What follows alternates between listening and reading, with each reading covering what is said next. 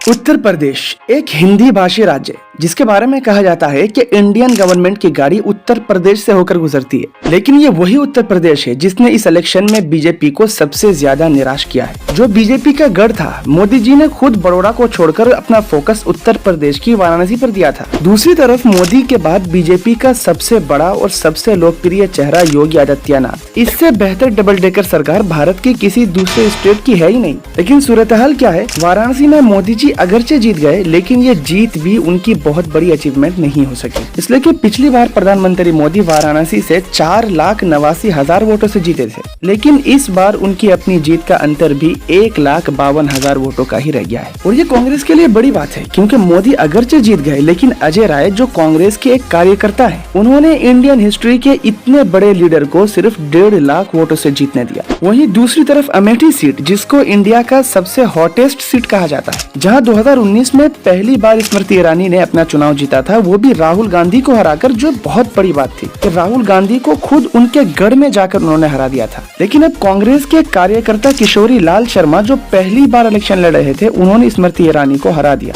वो भी 1,67,000 वोटों से। बीजेपी के इतने बड़े चेहरे का अमेठी से हार जाना, वो भी अगर राहुल गांधी से हार जाती तो कोई बात थी। और राहुल गांधी जो उत्तर प्रदेश के रायबरेली से 3,90,000 वोटों से जीत गए, जिसको देखकर ऐसा लगता है कि अगर वो इस बार अमेठी से भी चुनाव लड़ते तो बहुत आसानी से जीत जाते। अयोध्या की सीट जो फैजाबाद की सीट कहलाती है, जहां ये नारा लगा था कि जो राम को लेकर आया है हम उन्हें लेकर आएंगे, लेकिन हुआ क्या, वो फैजाबाद जहां 2014 से बीजेपी जीतती आ रही है, वहां सपा के अवधेश प्रसाद 5.5 लाख वोटों को लेकर बड़ी जीत दर्ज करती। लेकिन क्यों इस बार उत्तर प्रदेश ने अपने चेहरे का रुख क्यों फेर लिया? इससे पहले 2014 और 19 में जो सपा 5 सीटों पर सिमट कर रह गई थी, और सबसे ज्यादा उसे 2004 में 35 सीटें मिली थी, लेकिन अब की बार वो अकेली ही 37 सीटें, जबकि अलायंस के साथ लगभग 43 सीटें ले गई। इसके पीछे का सबसे बड़ा रीजन था बीजेपी का 400 पार का नारा। जैसे ही बीजेपी ने 400 पार का नारा दिया, तो कुछ बीजेपी के नेताओं द्वारा संविधान पर बात करते हुए देखा गया, जिसका फायदा उठाकर यूपी में लोगों को ये कहा जाने लगा कि अगर इस बार 400 पार होते हैं तो ये संविधान के लिए बहुत बड़ा खतरा होगा।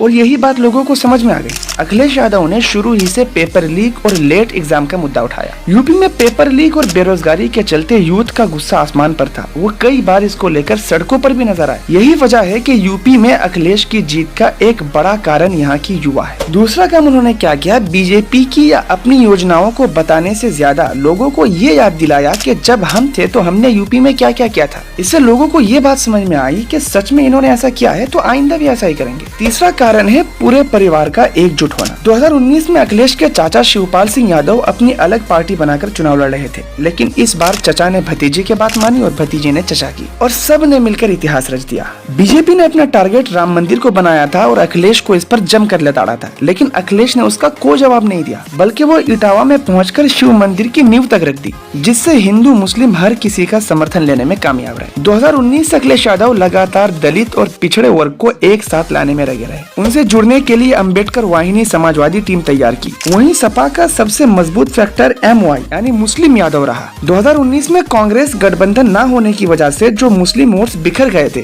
और जिसकी वजह से उसको 7 सीटों का नुकसान भी हुआ था, अब मुसलमानों का वो वोट बिखरने से रह गया। यही वो बड़े फैक्ट्स हैं जिसने यूपी में समाजवादी और इंडिया गठबंधन को इतनी बड़ी कामयाबी दिलाई। तो वहीं बीजेपी को अनएक्सपेक्टेड हार का सामना करना पड़ा। अगर वीडियो अच्छी लगी हो तो वीडियो को लाइक कीजिए, और इस तरह की और वीडियोस देखने के लिए हमारे साथ जुड़े रहिए और सब्सक्राइब कीजिए लेटेस्ट बुलेटिन।